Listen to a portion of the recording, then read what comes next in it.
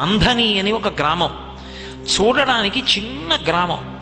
కానీ ఎప్పుడైనా మంథని మాత్రం వెళ్ళి తీరాలి మీరు.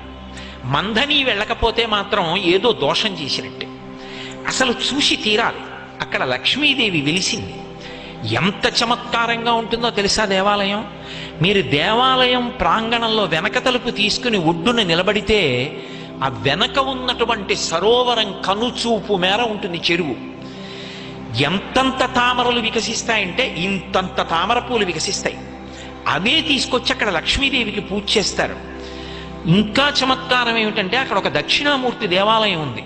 దక్షిణానికి తిరిగి ఉంటుంది శివలింగం. దక్షిణానికి తిరిగి ఉన్నటువంటి శివలింగం దగ్గరికి ఇప్పటికీ కూడా బ్రహ్మాండమైనటువంటి నాగుపాం తిరుగుతూనే ఉంటుంది. అందరికీ దర్శనమిస్తుంటుంది. మంథని పరమాద్భుతం. గోదావరి ఒడ్డున కోరి కోరి వెలిసి